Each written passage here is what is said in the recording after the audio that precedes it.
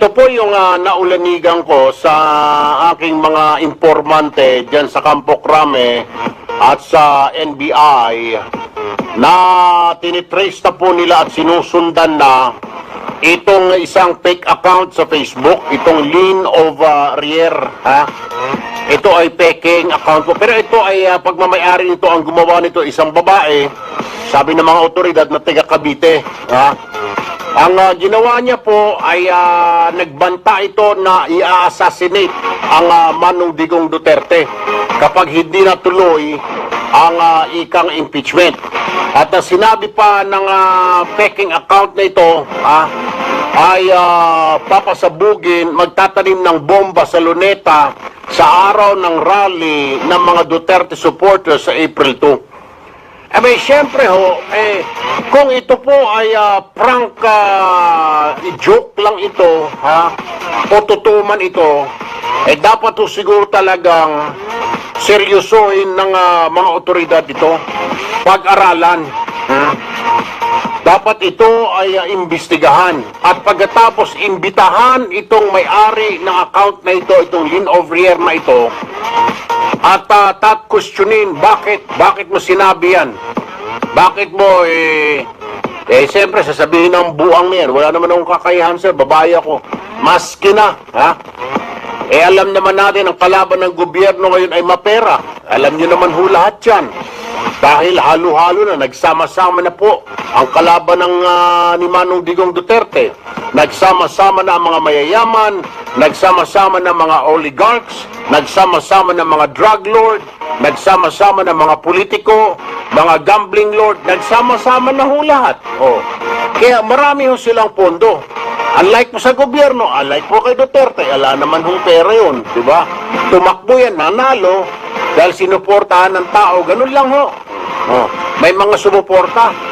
Pero itong kalaban niya ngayon, napakadaming salapi. Sa tagal na ba naman sa pwesto, ha?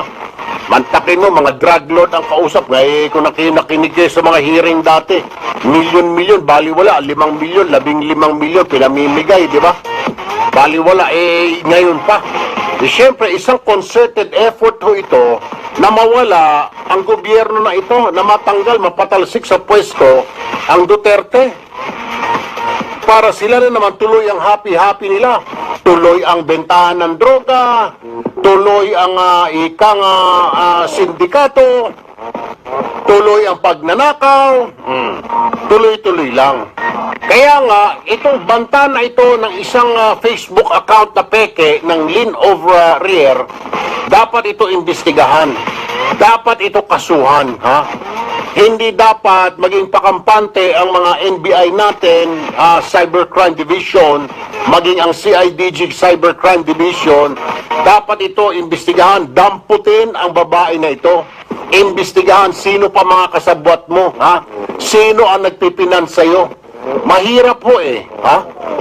Kasi bantaho niya magtatanim daw ng 4 hanggang 5 bomba sa paligid ng Luneta habang nagrarally ang mga Duterte supporters. Kita mo ba naman yung kagaguhan na yan? Diyos ko pong Pineapple Bayan. Anyway, nasa linya na po ng aming telepono si Police Director Oscar Albayalde ng PNP National Capital Regional Command. Magandang umaga po, General Albayalde, sir. Yes, magandang umaga sa iyo, Erwin, at magandang umaga po sa lahat na nakikinig.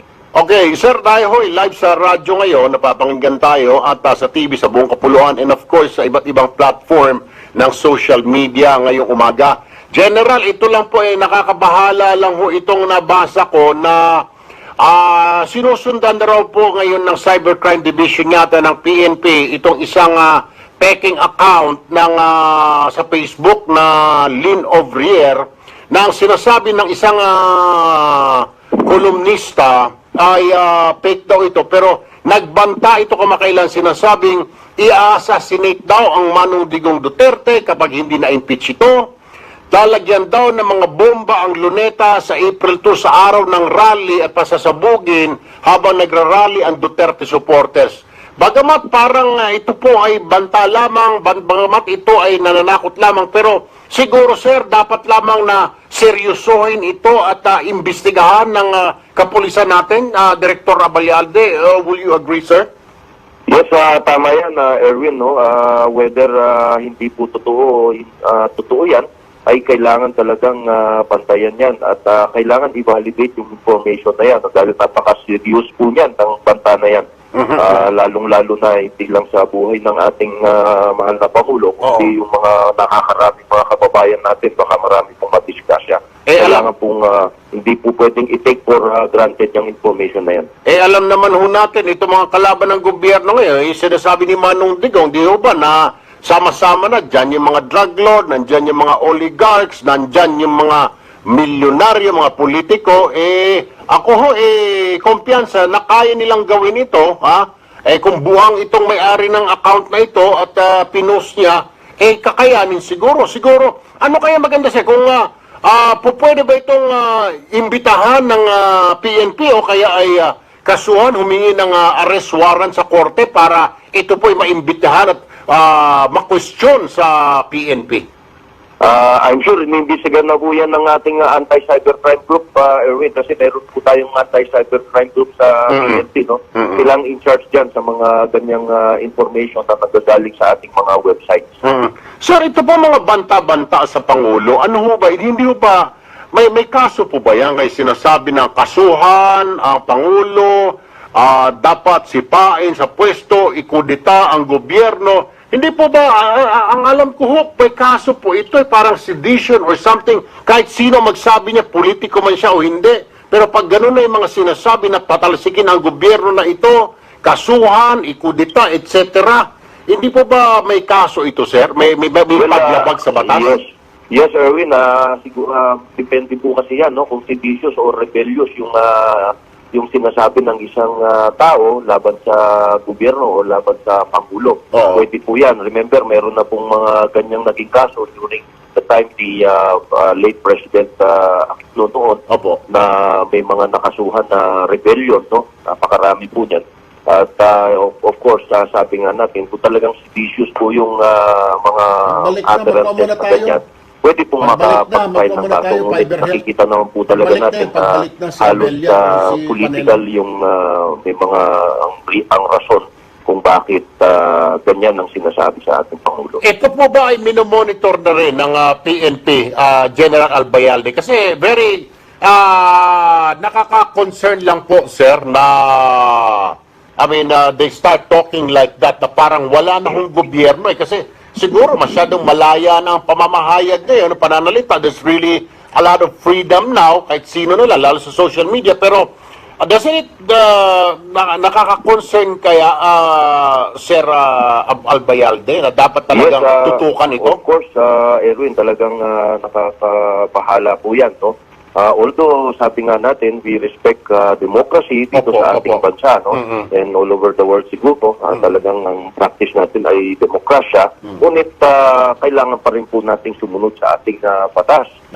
Whether yung pong freedom natin and exercise natin, we still have to subscribe to the limits of the law of the land. Correct. Otherwise, there will be chaos po sa ating bansa kung hindi tayo sumunod sa ating batas at ipipilit na lang natin yung ating demokrasya. Tama rin ho naman, di ho ba? Dapat may karapatan ho tayo, sa konstitusyon, pero dapat tignan din ho siguro natin kung itong karapatan natin ay yumuyurak sa karapatan ng iba, di po ba?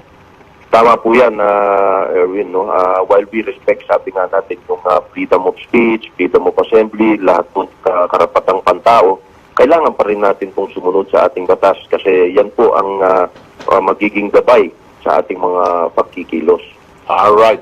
General Albayalde, nako sir, maraming salamat po sa inyong panahon with us this morning. Mabuhay po kayo, magandang umaga, General. Maraming salamat po sa inyo, mabuhay po din po kayo.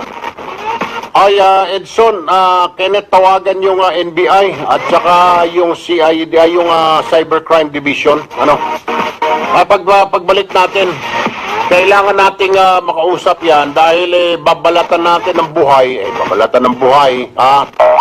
Para hindi na pamarisan kung sino itong buang na ito Okay lang yung sasabihin niya na mga assassination na yan ha? Hindi naman niya kaya talaga i-assassinate ang Manong Digong dahil sa tindi na security. Pero yung paglalagay ng bomba raw po sa araw ng rally ng mga Duterte supporter, iba na ho yun. Kahit nga po walang rally, sabihin ko lang maglalagay ako ng bomba sa palengke, abay pwede ho akong kasuhan. Hindi ho biro-biro yan.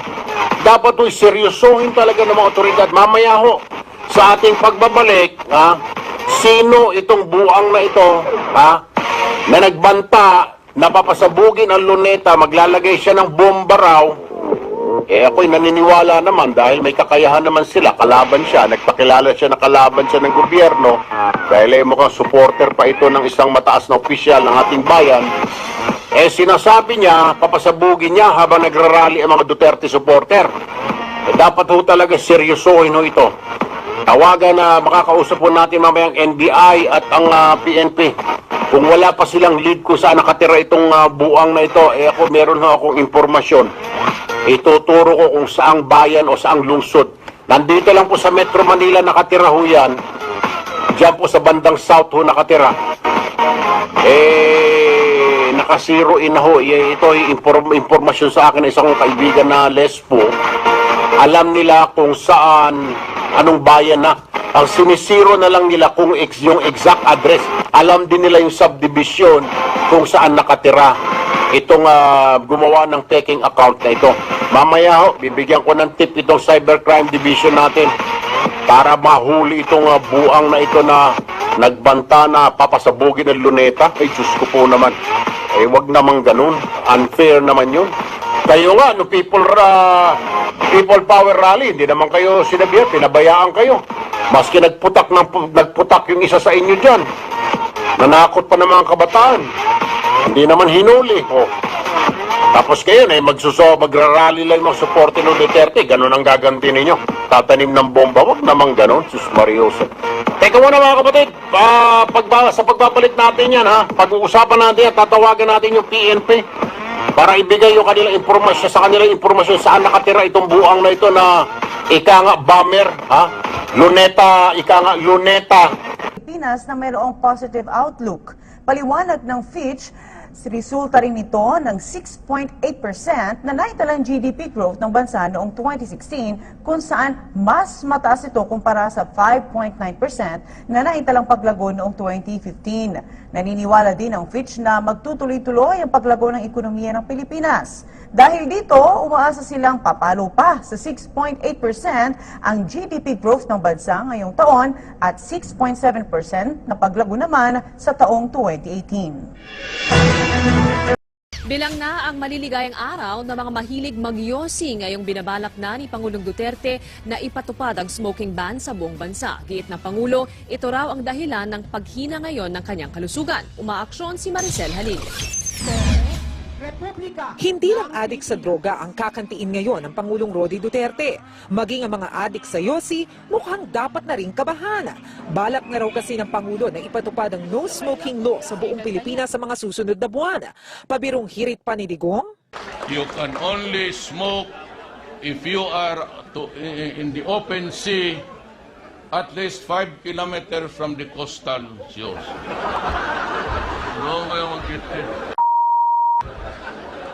Paliwanag ng Pangulo, maging ang kalusugan kasi niya ay apektado na rin sa paninigarilyo. Ito nga ang isa sa dahilan kung bakit niya ipinupursige ang bagong polisiya. Katunayan, hindi nga raw maganda ang sirkulasyon ng oxygen sa kanyang katawan dahil dito. Yung pinos dyan sa yung oxygen ko. Kasi kung matulog ako, gano'n lang, ang oxygenation ko hindi maganda because of smoking. Tila ramdam na rin daw ng Pangulo ang kanyang edad, lalo't katatapos lamang niyang magdiwang ng kanyang kaarawan kahapon. I'm 72 yesterday. I cannot eat na gusto ko. Sabihin naman na yung cholesterol mataas.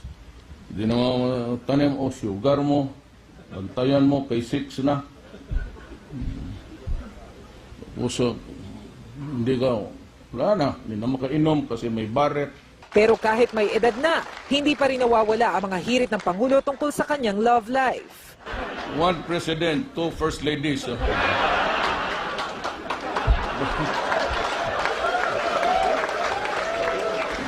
At kahit dalawa na ang asawa niya, nagawa pang magbiro ng Pangulo na kung pwede nga lang daw ay pakasalan niya rin ang dalawa pang mayor na tumulong sa kanya nung kampanya.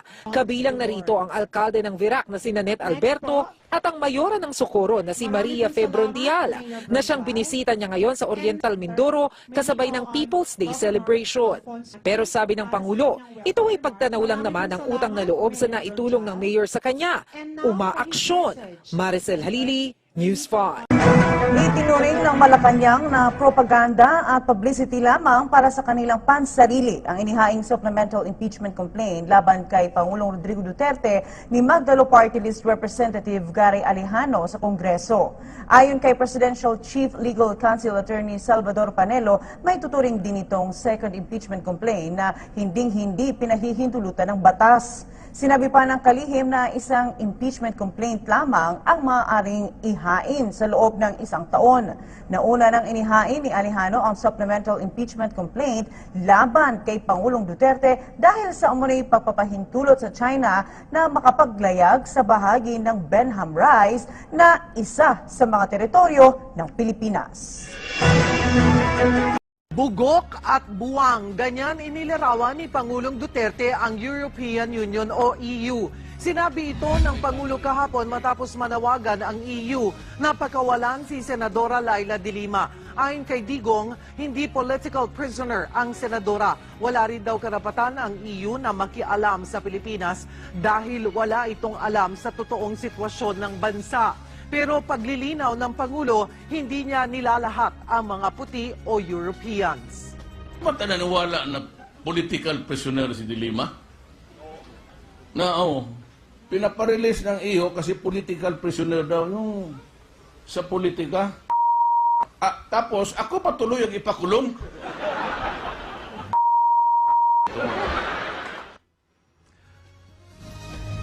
Kasabay nito muling naglabas ng liham si Senadora de Lima mula sa kanyang kulungan. Ayon sa dating Justice Secretary, dapat ituro kay PNP Chief Ronald De La Rosa at iba pang opisyal ang kahulugan ng extrajudicial killings. Panawagan pa niya sa mga mambabatas gumawa ng mga anti-EJK bill. In denial pa raw kasi ang Malacanang sa katotohanang maraming napapatay na drug suspects. Magmumukha lang daw katawa-tawa sa international community ang Pilipinas. Pinatataasan naman ni Senadora Laila de Lima ang parusang perjury at pagsisinungaling habang nasa ilalim ng oath. Sa ilalim ng revised penal code, may parusa lang na 4 na buwan hanggang 2 taong kulong ang perjury. Pero sa ilalim ng Senate Bill 1359 o Anti-Perjury Act of 2017 ni Senadora Laila de Lima, gagawin na itong 6 na taon hanggang 10 taon pagkakakulong, habang ang mga pinilit na magsinungaling ay bibigyan ng pagkakataon na maabsuelto. Inaasahan na ng Malacanang ang pagbatikos ng oposisyon sa Administrasyong Duterte matapos ang pagpapalabas ng court order arrest ni Edgar Matobato ng Regional Trial Court 4 sa Panabo City, Davao del Norte. Ayon kay Presidential Spokesperson Ernesto Abella, si Matobato ay isang self-confessed assassin at kidnapper. Mahaba man ang proseso ng paglilitis sa bansa, kalauna naman ay mangihibabaw naman ang katotohanan at makakamit ang hustisya. Tutulak naman si Vice President Leni Robredo sa South Africa ngayong araw para dumalo sa isang women's conference. Naimbitahan kasi si Robredo ng isang non-government organization para maging keynote speaker sa isang national conference para sa mga babae sa naturang bansa. Magkakasama niya ang ilan pang babaeng mambabatas mula sa Liberal Party. Makikibahagi rin si Robredo sa isang roundtable discussion kasama ang South African Parliament para pag-usapan ang pagsugpo sa korupsyon at iba pang issue. Susunod naman ang iba pang delegado ng LP sa pangunguna ni Senator Kiko Pangilinan sa South Africa para sa isang democracy forum. Nilinaw ng Commission on Human Rights na wala pa silang conclusion sa kanilang report tigil sa manoy extrajudicial killing sa bansa. Ito ay sinabi ng CHR kasunod ng sabihin ni Commissioner Gwen Pimentel Gana na walang ebidensya na makapagpapatunay na mga EJK case ay state-sponsored o may basbas mula sa Estado. At ayon sa CHR, premature pa ngayon para tukuyin kung sino o anong grupo ang responsable sa umano'y pagpatay. Paliwanag na ahensya at tinutukoy nila sa kanilang ulat ay ang mahigit 4 na kaso ng EJK cases na kasalukuyan pa rin iniimbestigahan. At inaasahan namang sa katapusan ng Mayo, ilalabas ng CHR ang kanilang final na report hinggil sa EJK.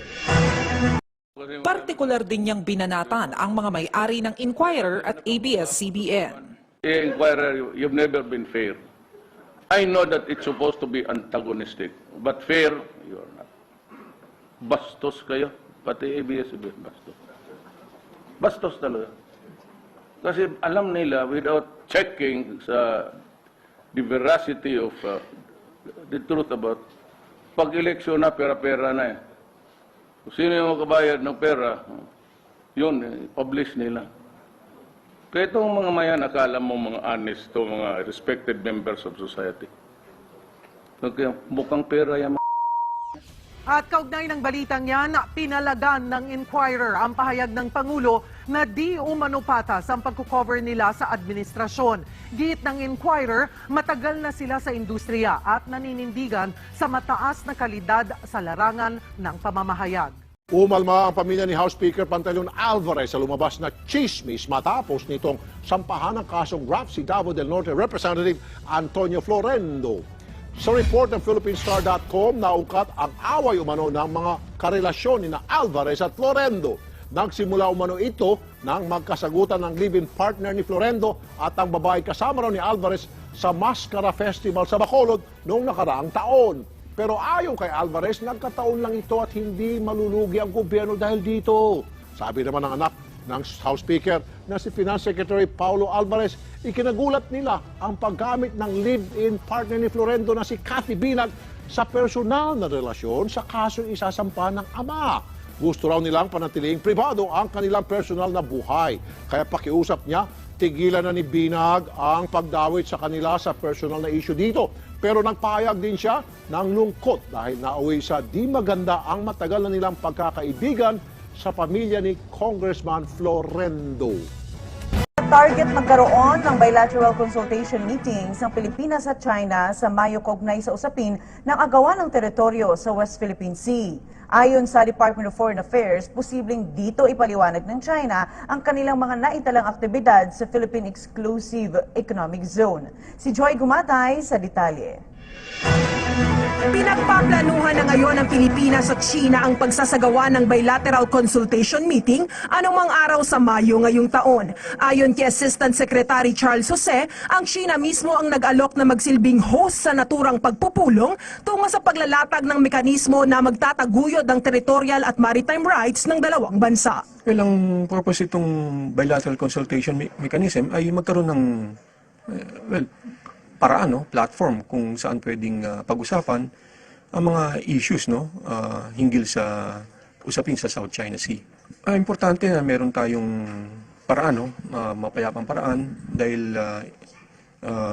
on the part of the Philippines, we are firmly committed to our position for a peaceful settlement of disputes and one that is in accordance with the rule of law. Bagamat schedule pa lamang ng bilateral talk ang napagkasunduan ng dalawang panig, positibo ang Department of Foreign Affairs na masasama sa agenda ang pagpapaliwanag ng China sa pananatili ng kanilang survey ships sa loob ng Philippine Exclusive Economic Zone mula noong November 2016 hanggang January 2017, pati na rin sa pag-okupa ng China sa 3 pang reclaimed islands sa Spratly Chain na ngayon ay equipped na ng radar sites, surface-to-air missile shelters at iba pang maritime military equipment. Samantala, may panawagan naman ng ahensya habang nagpapatuloy ang pagpaplano ng dalawang bansa patungkol sa isasagawang bilateral talk.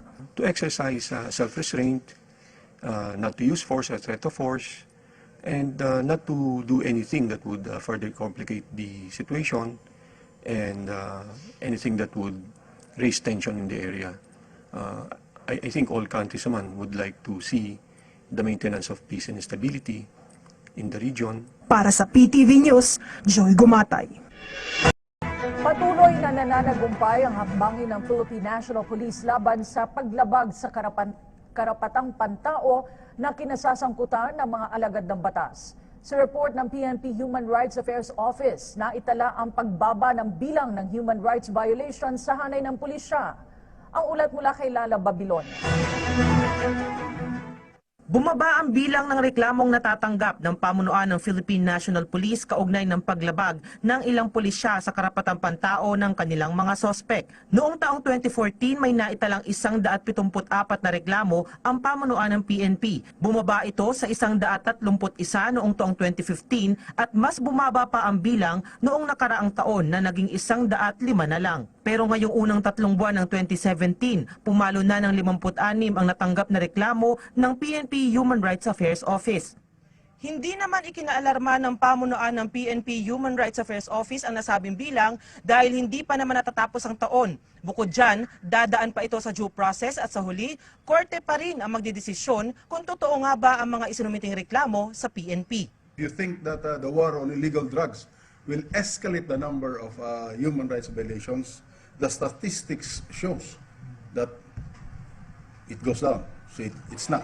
Pinakamaraming naitalang reklamo ng human rights violations sa Police Regional Office 1, 7 at National Capital Regional Police Office o NCRPO. Madalas na reklamo ayon kay Siervo ay homicide at pag-aresto ng walang warrant of arrest. Para maiwasan na ang ganitong mga klaseng reklamo, naglilibot ang PNP sa mga Police Regional Office para magbigay ng lecture. We have to arrest that figure up to there. So it should not increase further more than 105. That will be our target for this year. Para sa PTV News, Lala Babilonia. Tila lutang pa dahil sa tama umano ng droga si Police Superintendent Lito Cabamongan nang datna ng News 5 sa Las Piñas Police Station. Sa tulong daw ng isang tip, na-aresto si Cabamongan habang nasa akto pa raw na gumagamit ng bawal na gamot kasama ang isang babae sa isang bahay kaninang madaling araw.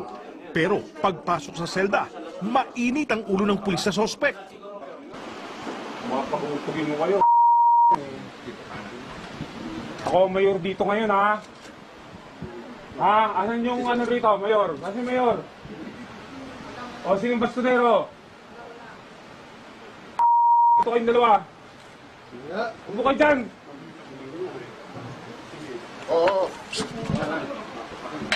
Bago umalis si De La Rosa, hinarap niya ang siga-siga raw na si Cabamongan.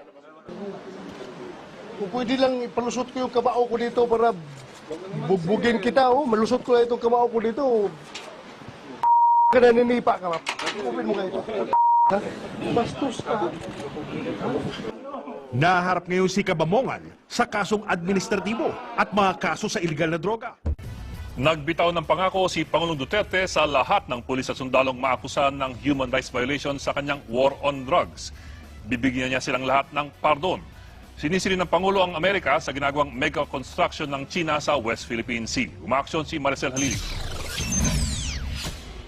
Kinumpronta raw mismo ni Pangulong Duterte si US Ambassador to the Philippines Sung Kim kung bakit hindi umaksyon ng Amerika sa sinasabing pagtatayo ng mga istruktura ng China sa South China Sea, lalo na at alam naman daw pala ito ng mga kano. Why did you not send the armada of the 7th Fleet, which is stationed there in the Pacific, to just make a U-turn and go there and tell them right on their face, stop it. Hindi daw nasagot ng ambassador ang kanyang tanong dahil hindi pa raw si Kim ang nakatutok sa issue nung panahon na natuklasan nito ng US. Giit ng Pangulo, hindi niya isusuko ang teritoryo ng bansa. Kinaibigan lang daw niya ang China dahil naapektuhan na ang pagbebenta ng Pilipinas ng saging at pinya dahil sa galit nila sa nakaraang administrasyon. Pero darating daw ang panahon na igigiit niya ang desisyon ng International Court. Whatever there is in the bowels of the sea, kung kapos may pera na katukin ko sila. Taupo ang amin. Paano na lang ito? Yeah, that's about the time. Kahit daw kinumpronta ng Pangulo ang US Ambassador, di siya nakikipag-away sa US. Pero sa European Union, talagang pikon na siya. Lalo na at panay daw ang pakikialam nito sa kampanya niya kontra illegal na droga. Sinabi niya ito kahit pa may ilang taga-Europe na kasama sa audience. Ba't naniniwala na political prisoner si De Lima? Na, pinaparelease ng iyo kasi political prisoner daw nung sa politika. Tapos, ako patuloy ang ipakulong. Buang Isa pa sa tila pinagtanggol ng Pangulo sa kanyang talumpati ang mga pulis at militar na naakusahan daw ng paglabag sa human rights. Sagot ng Pangulo, kahit daw ma-convict sila sa kaso, posibleng bigyan niya ang mga ito ng pardon. Matatandaan na kabilang sa mga nakasuhan sa pagkakasangkot sa sinasabing extrajudicial killings ay sina Superintendent Marvin Marcos na nasa likod umano ng pagkamatay ni Albuera Mayor Rolando Espinosa. You can charge them with anything. Mag-exhibition ako. Alam mo kung ano, Congressman? They go to court. And I said, no more trial. Plead guilty. Guilty. Then, dalhin mo doon sa judge. Pardon. Absolute. Wala raw itong pinagkaiba sa plano niyang bigyan ng amnesty ang mga miyembro ng New People's Army kapag nagkasundo sila at maisara ang peace agreement. Imposible kung walang MPA dito. Or grant amnesty with the concurrent of Congress kung magkaayusan tayo. Magandang hapon sa Aksyon News Alert. Nababahala Senator Grace Poe sa naging pahayag ni President Duterte na absuelto ang mga pulis na kasama sa kanyang drug war. Ayon sa Senadora, posibleng makaapekto ang pahayag ng Pangulo sa judicial process ng bansa. Mawalan daw ng saysay ang mga kaso laban sa mga pulis kriminal dahil may naghihintay na pardon. Pwede rin daw itong maging wrong signal sa mga law enforcer dahil hindi na sila matatakot na lumabag sa batas dahil kumpiyansa naman silang mabibigyan ng pardon. Muli naman nanindigan si Pangulong Rodrigo Duterte sa pagsusulong po ng pangmatagalang kapayapaan po sa Pilipinas. Ito'y sa harap na rin ng nalalapit na paghaharap muli ng peace panels ng gobyerno at ng CPP, NPA, NDF. Si Julius Lisambron sa detalye. Ibinida ni Pangulong Rodrigo Roa Duterte ang hakbang ng pamahalaan para sa mga magsasakang Pilipino. Kasama si Agriculture Secretary Emmanuel Manny Piñol, binanggit ng Pangulo ang libreng irigasyon para sa mga agricultural workers. Money has the billions. Ang pinalaki kong buhos is agriculture pati education. Talagang buhos ako. Okay. And I'd like to inform the farmers, yung irrigation fees na 5,000, wala na yun. Tinanggal ko. Libre na ang tubig. Pagdating ng bagyo, lalo na, libre lahat. Sobrang tubig. Pero wala na kayong alam na ano. And we will build. By the way, the newly appointed administrator was with me since 1988 when I first ran for the mayorship of Davao City. Ang sinabi ko sa cabinet members, the first whiff of corruption, maghiwalay-hiwalay tayo. And because I'm watching ang pinakamalaki, 150 billion yung irrigation yan. So I'll keep watch on everything. Nanindigan din ang Pangulong Duterte sa pagsusulong ng pangmatagalang kapayapaan na hindi lang mga magsasaka ang naaapektuhan dahil sa mga ginagawang panununog ng mga rebelde sa iba't ibang komunidad kundi maging sa buong bansa. Sa Abril 2 hanggang 6 naaarangkada ang ika-4 na round ng peace talks sa the Netherlands kasama ang GRP Peace Panels, Peace Advisor Secretary Jesus Dureza, Labor Secretary Silvestre Bello III at mga naunang pinalayang lider komunista. Gayunman, banggit ng Pangulo na wala ng pagbibigyang kondisyon sa mga komunista. Nauna nang ninais ng mga komunista ang karagdagang pagpapalaya sa iba pa nilang kasamahang nakakulong. Part of the presidency to wage a war against his own people. Sabi ko nga sa mga military pati police, siyempre nasaktan niya sila. You know, we have this fight against the NPAs. Ang MI pati MN sa Mindanao have been going on for the last 50 years. Unless we are ready to fight for another 50 years, passing on to the next generation the violence and this agony that we have suffered.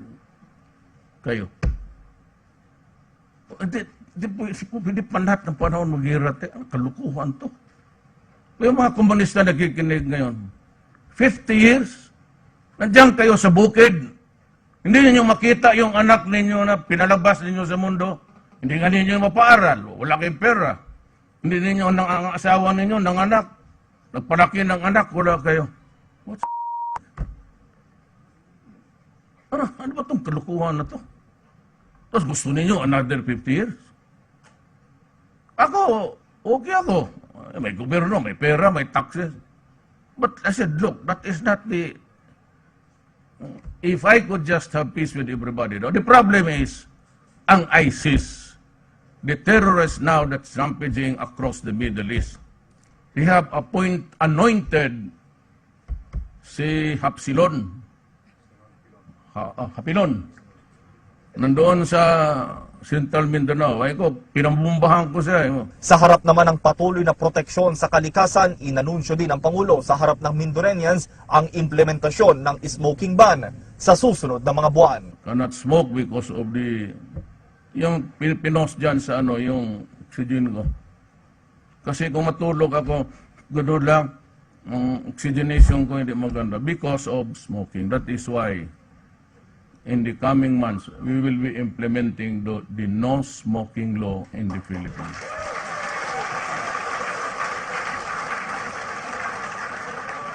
You can only smoke if you are in the open sea at least 5 kilometers from the coastal shores. Para sa PTV News, Julius Desamboron, Socorro, Oriental Mindoro. Sa ibang balita, hindi umano interesado sa kapayapaan ng New People's Army. Ito'y matapos paigtingin pa ng NPA ang kanilang recruitment kasabay ng pagdiriwang ng kanilang anibersaryo. Ayon kay Armed Forces of the Philippines spokesperson General Restituto Padilla, ang lahat ng tropa ng militar ay nakaalerto na kasunod ng anibersaryo ng NPA. Pinayuhan rin ng AFP ang mga civilian sympathizers ng grupo na makipag-ugnayan sa otoridad sa mga isasagawang kilos protesta upang hindi makaabala